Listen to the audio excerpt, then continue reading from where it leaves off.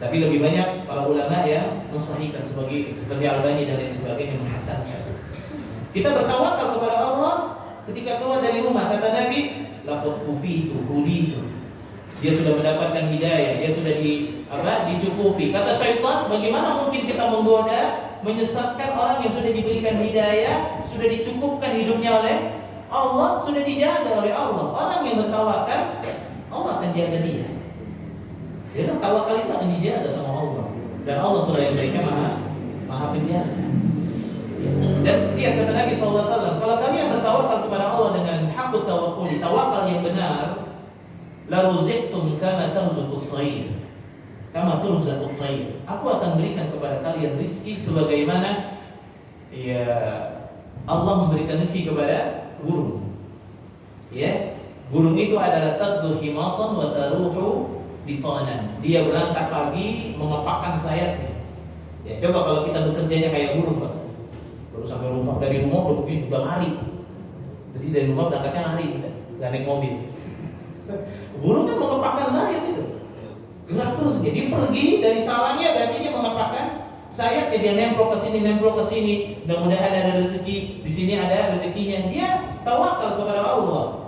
Dia berangkat ke atas kemana-mana. Burung, ya. Taqdu himasan, dia berangkat dengan perut yang kosong, ya. Wa taruhu bitana. Kita kalau berangkat kerja perutnya kosong enggak? Isi sarapan. Udah sarapan aja masih khawatir. Besok istri makan apa? Besok keluarga bulan besok gimana? Ada orang yang keluar dari rumahnya, dia berdagang, dia bisnis, dia bekerja, tapi masih khawatir. Besok mau tinggal di mana? Kontrakan bayarnya dari mana? Ini dari mana? Karena terlalu besar ekspektasi kita dalam masalah rizki, melebihi daripada batasnya.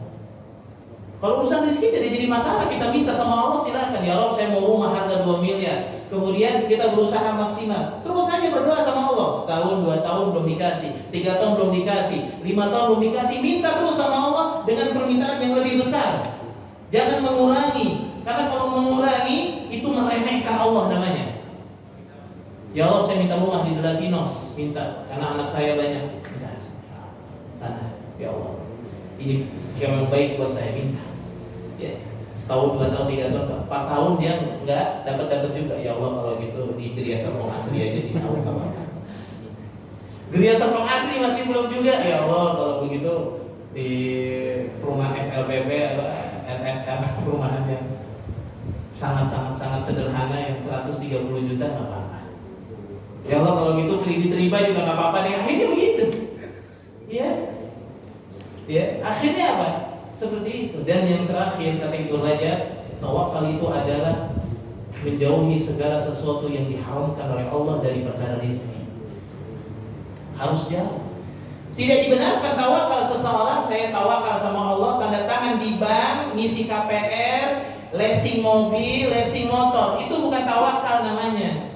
Itu namanya apa? Ngajak perang melawan Allah itu.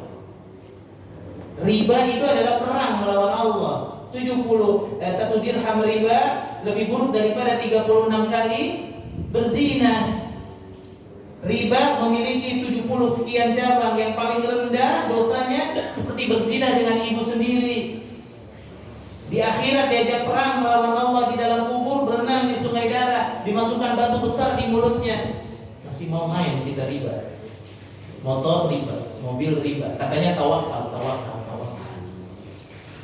Tawakal nanti bulan depan ada bayarannya. Tawakal bulan depan ada bayarannya. Tawakal nggak bisa. Tidak dikatakan tawakal dalam perkara yang diharamkan oleh Allah. Tawakal itu adalah ketika seseorang bertaubat kepada Allah. Saya punya KPR riba, saya punya leasing riba, saya suka makan suap, saya suka dekat-dekat dengan pejabat biar dapat proyek dan lain sebagainya, saya dapat fee, dapat bagian. Wah, saya suka makan yang haram. Bertobat kepada Allah, ya Allah, saya nggak mau di tempat itu lagi, saya nggak mau di tempat basah yang kata orang basah, saya maunya kering nggak apa-apa tapi basah-basah dikit. Ya.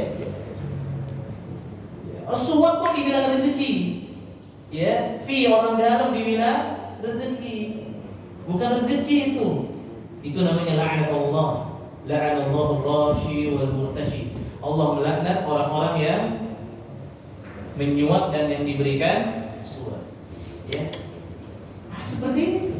Bukan tawakal. Berangkat dia dari rumahnya mau tanda tangan kontrak, tapi di sana ada fee buat dia, dikasihnya di luar perusahaan. Dianggap sebagai mediator, orang dalam. Ada di perusahaan begitu. Tawakal dia pada Allah bukan.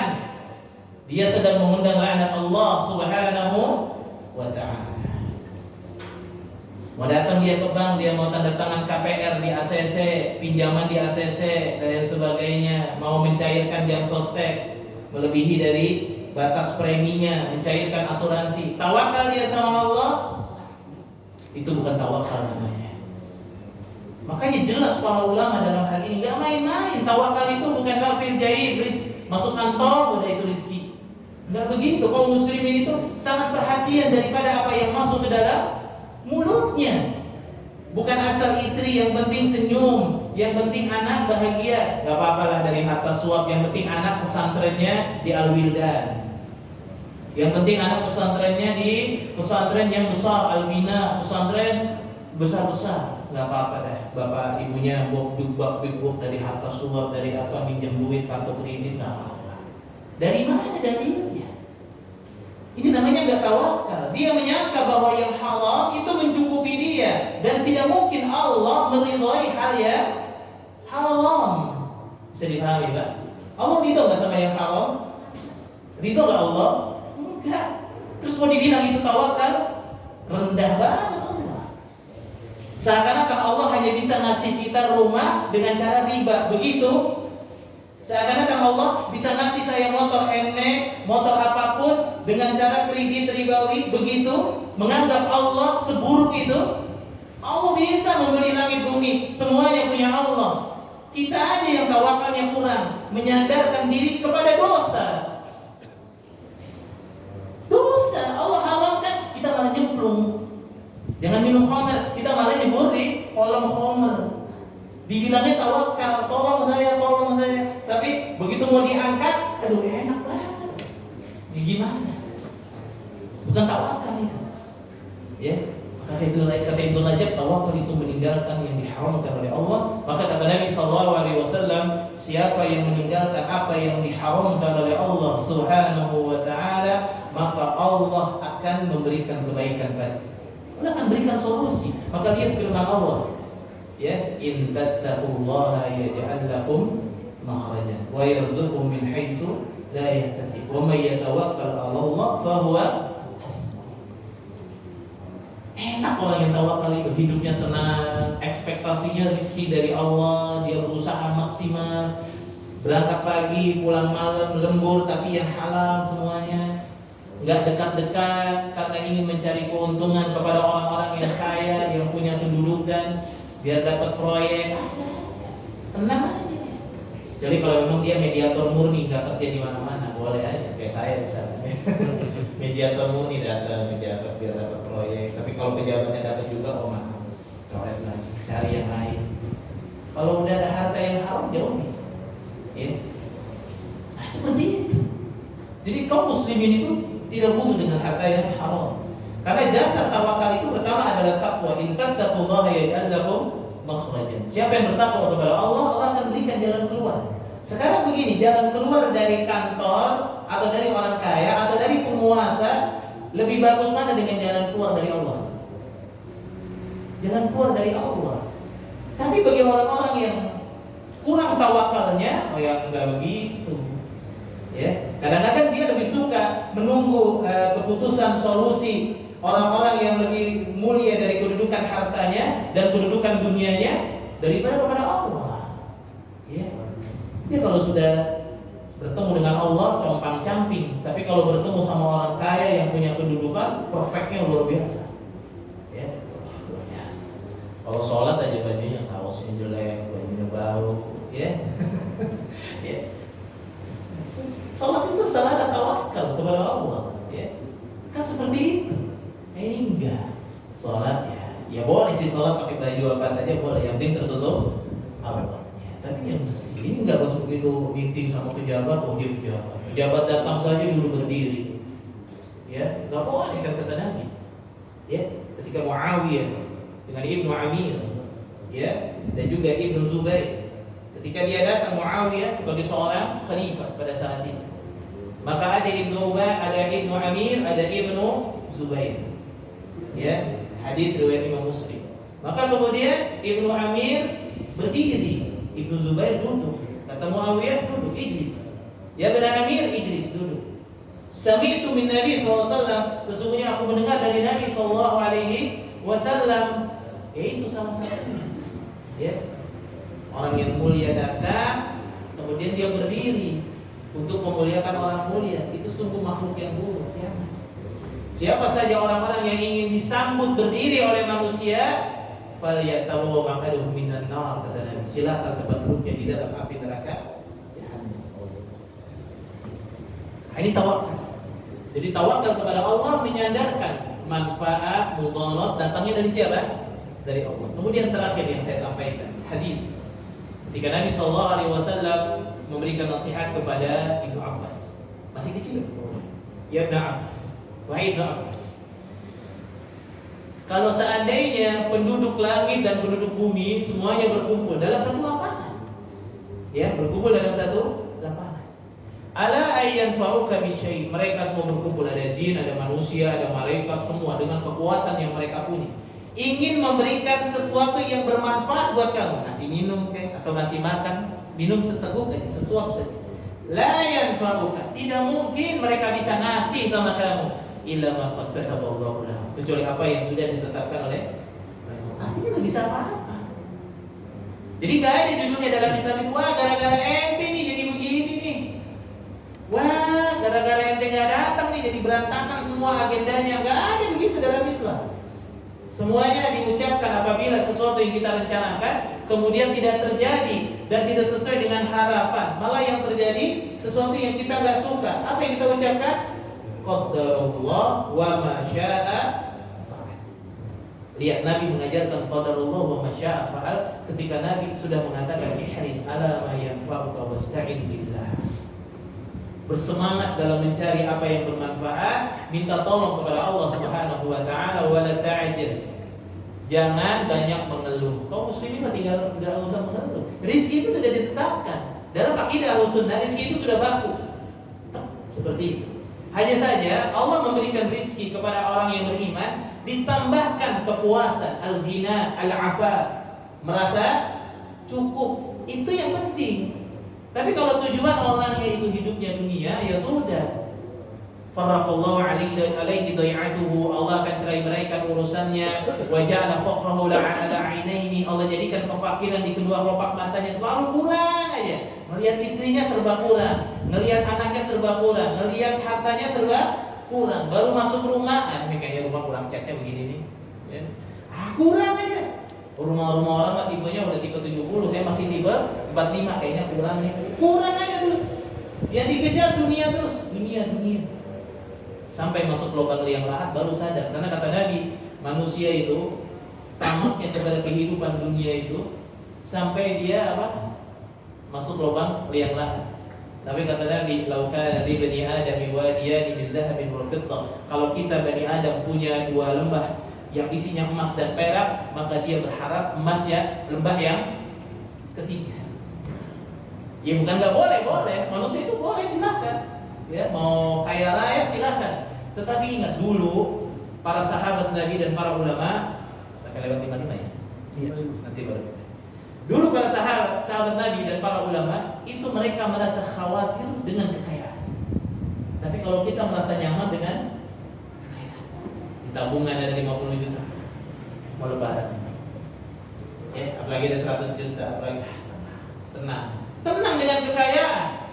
Kalau dulu para ulama risau mereka dengan kekayaan, karena kekayaan itu dikhawatirkan dalam dirinya ada sifat bakhil, ada sifat tamak, ada sifat cinta kepada dunia, di dalamnya ada penyandaran diri kepada selain daripada Allah. Dia nanti bersandar kan, tidak tawakal. Gimana lebaran ini? Alhamdulillah ini lebaran ini tenang, tabungan 20 juta. Tenang, THR udah turun. Kalau THR belum turun, pusing. Ya. Udah turun belum ya? Belum. Kelihatan mukanya. Ya wajar, itu hak tabiat manusia. Tabiat manusia itu ya kalau dia ada rezeki dia senang, itu memang syukur. Ya, itu memang syukur. Boleh ketika ada rezeki THR turun, alhamdulillah, semangat begitu pulang dari rumah, istri ngedengar bagaimana, lihat tabungan ada THR. Gaji 13 itu mah PNS ya. Ada gaji 13 nggak bisa? PNS ya ada gaji 13, oh udah senang. Ada remenasi dan sebagainya buat TNI Polri. Nah, itu pun begitu. Tapi pas begitu tabungan sedikit, bagaimana lebaran ini? Gelap. Aduh, gelap ya. Seakan-akan kalau nggak ada baju baru, nggak ada sendal baru, istri nggak bisa bikin ketupat, itu sesuatu yang tidak menyenangkan. Padahal syukur itu ada batasannya masing-masing. Itulah tawakal kepada Allah. Ya. Jadi ingat tadi rukun yang tadi, yang pertama, tawakal itu menyandarkan sepenuhnya hanya kepada Allah, bahwa manfaat mudarat datangnya dari Allah. Begitu juga dalam masalah mudarat. Tidak ada seseorang yang mampu memberikan mudarat kepada kita kecuali atas izin Allah. Bumi langit semuanya, penduduk bumi langit, malaikat, jin berkumpul mau mengeluarkan kita dari perusahaan, nggak bakal bisa. Apalagi hanya sekedar owner perusahaan. Ya, yang ada bangkrut perusahaannya, melawan arah Allah. Nggak bisa. Tapi kalau kata Allah bangkrut ya. Hitungan detik, hitungan menit, semuanya atas izin Allah. Kita harus bahagia atas apa yang diputuskan oleh Allah kepada kita.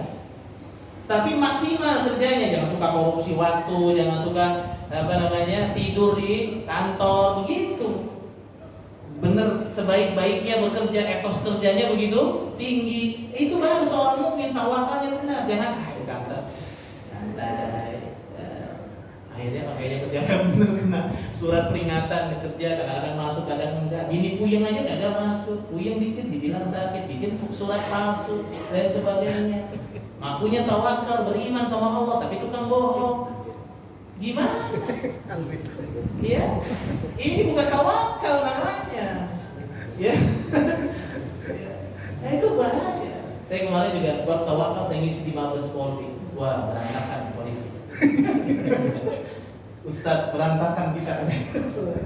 Ya, nah, ada jenderal-jenderal, saya kenal beberapa jenderal, berantakan semuanya. Ya memang tawakal harus begitu. Ya. Jadi ya kita perbaiki keadaan kita. Jadi serahkan semuanya kepada Allah, karena Allah yang bisa memberikan manfaat dan mudarat. Kalau Allah tetapkan pasti terjadi. Iyasya yakun. Kalau Allah tetapkan pasti terjadi. Wa illam yasya lam yakun. Kalau kata Allah tidak terjadi. Ya, nah, itu seperti itu. Kemudian yang kedua, menjalankan sebab yang baik untuk mendekatkan diri kepada Allah, tidak terhalangi dari zikir kepada Allah. Dan yang ketiga, ingat menjauhi harta yang haram. Itu bagian daripada tawakal. Ya, jadi tawakal itu tidak dekat-dekat dengan harta yang haram, syubhat. Ya, bagi orang yang berilmu nggak ada syubhat. Bagi orang awam ada syubhat. Ustaz, ini kalau ini syubhat nggak ya? Haram itu. Nah, gitu ya. Banyak sekarang ya, Ustaz, ini kayaknya syubhat Ustaz ya, ini ragu-ragu nih kayaknya nih. Ya, halal enggak, haram enggak. Gitu tanya ke Ustaz, oh haram gitu. Karena bagi orang yang berilmu, paham fikih, semuanya terang. Halal terang, jelas, haram juga jelas. Yang syubhat bisa jelas menjadi haram atau menjadi halal dengan dalil. Semoga Allah memberikan kebaikan kepada kita. Sampai di sini ada yang mau didiskusikan, tafadhol, yang ditanya. Apa Ustaz? Ini contoh misalnya dari anak sendiri Ustaz ya. Misalnya penghasilan saya misalnya kurang nih. Terus salah satu wujud dari tawakal itu kan ikhtiar Ustaz. Nah, saya mengambil pekerjaan di luar pekerjaan kantor, tapi itu saya kerjakan misalnya menggunakan alat kantor di waktu kantor. Itu gimana hukum ikhtiar saya dan penghasilan yang saya hasilkan Ustaz? Iya, sudah. Iya, barakallahu fiik. Jawaban singkatnya haram. Jawaban singkatnya haram. Detailnya begini. Ketika kita sudah memiliki akad, aufu bil uqud, hendaklah kalian memenuhi akad-akad kalian. Kata Nabi, al-mu'minuna ala syurutihim. Mukmin itu bersama dengan syarat-syaratnya. Fasilitas kantor itu hanya boleh menghasilkan untuk kantor. Karena kantor sudah membayar kita dengan bayaran sesuai kesepakatan kontrak kita di awal. Kalau kita nggak setuju dan merasa kurang, jangan diterima. Maaf Pak, saya kalau gajinya 10 juta saya nggak terima Pak. Saya maunya 12 juta. Ya udah jangan kerja di sini. Ya udah cari tempat lain. Ya. Ini jangan kita sudah kontrak, sudah merasa udah kita ada 10 juta. Berarti kan kita ada kontrak. Jam kerja kan ada jam kerja kan? Jam 8 sampai dengan jam 4 misalnya. Semua jam kantor tersebut itu tidak boleh dipergunakan kecuali untuk urusan kantor. Kalau untuk urusan dagang di Tokopedia, transaksi di OLX, walaupun online di waktu jam kantor nanti transaksinya. Begitu waktu istirahat. Kalau ada itu namanya harta khianat.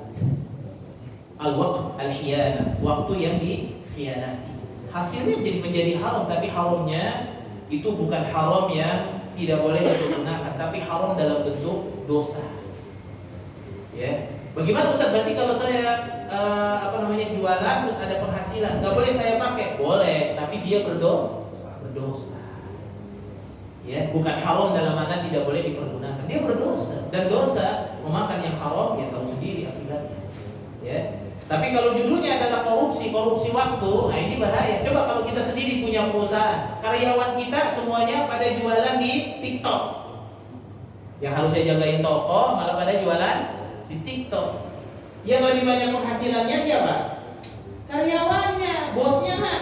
Iya namanya jualan di Tanah Abang sepi-sepi aja biasa. Yang jualan malah siapa? Karyawannya, karena mungkin pelanggan nggak ada, dia jualan lagi. Dia TikTokan, dia jualan di Tokopedia, dia jualan di Shopee dan sebagainya. Jualannya begitu besar, stoknya di rumah tinggal kirim-kirim. Dia itu di situ karyawan. Akhirnya kenapa? Dia nggak maksimal, harus bisa nawarin orang. Akhirnya pas begitu orang datang, berapa nih Pak? 50.000, 33 lagi. Enggak, udah. Gitu lah. Sama. Yang harusnya pikiran kita menulis laporan benar, risetnya benar, terusnya bisa menghasilkan kantor keuangannya benar, begini cash flow-nya. Tapi karena kita ada pikiran lagi ngatur di cash flow, ada yang mau beli nih Tokped. Akhirnya apa? Tersita waktu kita. Begitu kesini lupa lagi. Akhirnya kenapa? Ya karena mikirin ini, ini orang mau beli motor saya, lumayan untuk 3,5 juta. Nah, ini akhirnya, ayo 5 berarti 3,5 juta bulan. Gitu. Akhirnya jadi meremehkan. Padahal kita sudah betul. Ini namanya waktu khianat. Nanti yang punya perusahaan akan menuntut kita di yaumil qiyamah. Dari waktu kita, lihat di waktu kamu jam 11 jualan nih sampai jam 12, 1 jam kali 20 tahun. Ya, dia rupanya kurang amal, diambil amal kita sama dia di yaumil qiyamah. Ya. Makanya caranya bagaimana? Ya sudah, kita dapat gaji sekian, kita menjaga amanah dengan sebaik-baiknya, karena kan kita juga nggak mau punya perusahaan karyawan kita sibuk sama dagangan sendiri. Mau nggak? Bisa kan Bapak punya perusahaan, karyawan udah kasih job-jobnya nih, dia bukan ngejalanin jobnya, malah jualan dia. Marah nggak kita sebagai pemilik perusahaan? Marah pasti. Jadi nggak bagus perusahaan, jadi nggak berkah. Nah, salah satu yang membangkrutkan perusahaan itu adalah sikap daripada karyawannya. Itu jelaskan oleh seorang ulama, ya, guru kami Syekh Shalih Al-Utsaimin, Hamad Al-Utsaimin, hafizahullah taala, beliau menyampaikan kepada para owner perusahaan, hendaklah mendidik perusahaannya itu untuk amanah. Karena sifat amanah yang ada pada sifat tidak amanah yang ada pada diri karyawan itu akan menyebabkan mudahnya bagi Allah meruntuhkan itu semua. Karena Allah juga udah gak suka. Mereka pada punya penghasilan sendiri-sendiri, ya udah perusahaannya bangkrutin aja. Orang mereka pada dagang masing-masing, selesai. Hanya berhati-hati gitu. Kita jangan main-main sama Allah. Allah itu sangat al-latif, sangat sensitif, ya. Makanya kita minta kepada Allah jalan yang terbaik dalam kehidupan kita. Kita bekerja di perusahaan atau kerja kita tinggi, waktunya juga di jalan yang sebaik-baiknya. Kalau kata perusahaan nggak boleh bawa megang HP di perusahaan, berarti ada yang lain tidak dihiraukan, walaupun itu transaksi besar. Ya, ada bisnis yang luar biasa, ya. Nah, seperti itu. Dan kadang-kadang saya juga begitu. Ada orang kantor, saya kenal, WA dia di jam kantor, WA-nya masalah bisnis, saya tahu, nggak saya jawab. Kasihan dia kalau saya jawab. Begitu, banyak. Kasihan kalau saya jawab. Begitu waktu, udah istirahat ya. Nah, ini begini. Dia jam 1 dia udah masuk kantor lagi. Terus WA lagi, nggak saya balas nanti. Kalau saya kenal orangnya, ya, kasihan. Itulah kita. Jadi kaum muslimin itu benar-benar harus terjaga. Jadi di mana dia bekerja, dia bertawakal kepada Allah, dia menjalankan sebab dengan sebaik-baiknya, menjauhi yang diharamkan oleh Allah. Kalau mau jualan ada di waktu-waktu yang tersisa. Pulang kerja baru mulai jualan. Di rumah baru mulai jualan. Jangan pakai fasilitas kantor. Taruh mobil fasilitas kantor, mau beli nasi uduk, nasi padang buat kita keluarga di luar jam kantor nggak boleh. Taruh, pakai yang lain. Karena akan dituntut nanti di yaumil qiyamah. Saya suka sampaikan kepada pegawai negeri juga. Plat merah nggak boleh dibawa pulang kampung di mana? Regulasinya. Oh, saya udah ngomong sama atasan saya. Plat merah bukan punya atasan, punya negara. Regulasinya ada. Boleh nggak dipakai? Nggak boleh. Ditaruh di kantor, di rumah. Parkirin di rumah, selesai.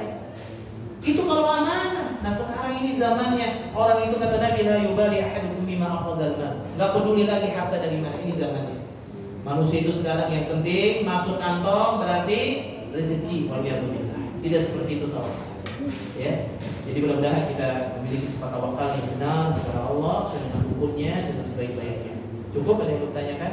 Ya, masih boleh? Ya, saya masih. Dari Akhwat apa dari Ikhwan? Masa banget. Ada tapi bisa nanti pakai WA.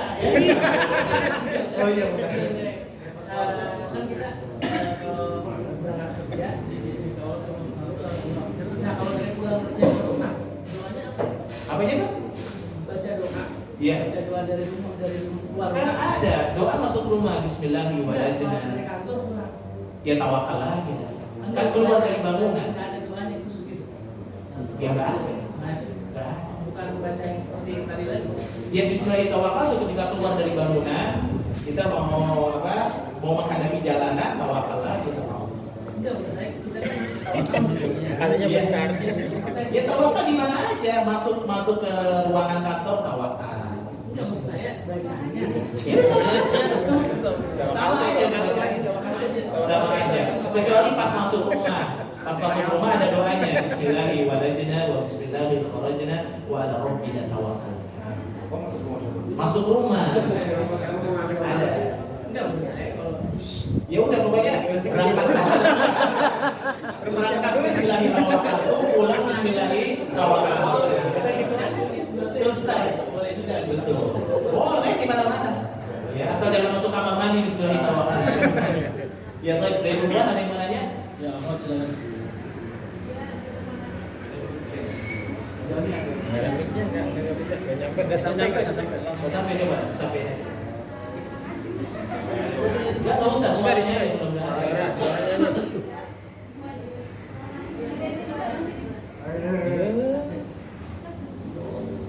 Iya.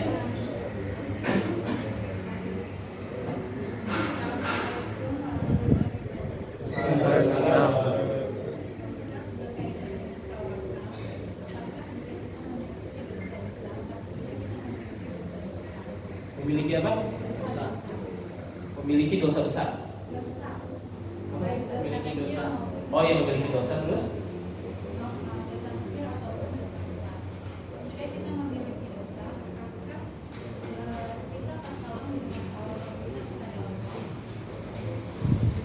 Maksudnya apakah ter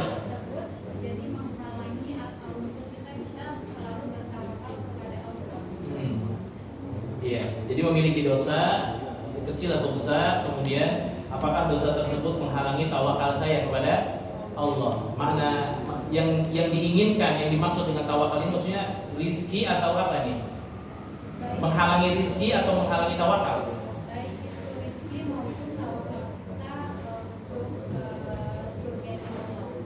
Oh, baik, ya, barakallahu. Jadi dosa itu ada dosa kecil, ada dosa besar. Adapun dosa kecil itu banyak dihapuskan dari ibadah. Shalawatul khams wa jum'atu ila jum'atin wa ramadan ila ramadan, atau dalam hadis yang lain wa umratu ila umratin kafaratu lima bainahuma ijtanibat kaba'ir. Jadi sholat yang 5 waktu, dari sholat ke sholat, dari Jumat ke Jumat, dari Ramadan ke Ramadan, itu sebagai penghapus dosa. Tapi dosanya itu dosa kecil. Adapun dosa besar, ya, di antara dosa besar misalkan ada 7 dosa besar, atau kalau mau tahu tentang dosa besar yang lengkap 70 lebih, yaitu ada di dalam kitab Al-Kabair Al-Imam Az-Zahabi rahimahullah taala. Bagus kalau dibahas, ya. Ada 76 dosa besar di sana. Nah, kalau dosa besar itu harus ada taubat. Ya, kalau dosa besar menyangkut antara diri kita dengan Allah, itu harus adanya taubat, seperti melakukan sihir, melakukan perbuatan syirik, ya, perdukunan dan sebagainya. Maka harus bertaubat kepada Allah dengan taubatan nasuha. Adapun apabila menyangkut hak Bani Adam, seperti dosa besar ghibah, namimah, adu domba, dosa besar menggunjing, menghina, maka itu harus meminta maaf sama siapa? Sama orang yang kita zalimi, harus minta maaf. Karena tidak akan diampuni dosa ghibah, namimah, adu domba dan sebagainya kecuali meminta maaf. Walaupun dia bertaubat dengan taubat dan nasuha, kalau belum minta maaf, enggak diterima taubatnya sama Allah. Apakah taubat akan menghalangi tawakal? Iya. Kalau apakah dosa besar, dosa kecil mengurangi tawakal? Betul kata para ulama. Ya. Kurangnya tauhid seorang itu karena dosa. Karena dosa itu kan di nukta sauda. Di dalam hatinya itu ada apa? Ada titik hitam. Semakin banyak dosa, ya, apalagi dosa besar dan dia abaikan, biasa dia menganggap dosa besar, maka pasti tawakalnya kepada Allah akan terkikis. Ya. Yang pertama kata para ulama, dia menyangka, ya, bahwa dia ketika berbuat dosa kecil atau dosa besar, Allah biarkan dia begitu saja. Padahal Allah, ya. Dan yang kedua, pertolongan Allah itu kepada orang yang bertobat daripada dosa-dosa yang mereka lakukan. Ya, maka ketika kita berbuat dosa, minta ampun kepada Allah atas dosa kita, dan itu bagian daripada tawakal agar Allah mengampuni dosa kita. Kan kalau kita berbuat dosa kecil atau dosa besar, segera kita melakukan istighfar, bertobat kepada Allah. Itu bentuk daripada untuk memperkokoh tawakal kita kepada Allah. Ya. Adapun mengenai masalah tawakal dalam bentuk masalah rizki, misalkan, apakah dosa besar bisa menghalangi rizki? Betul.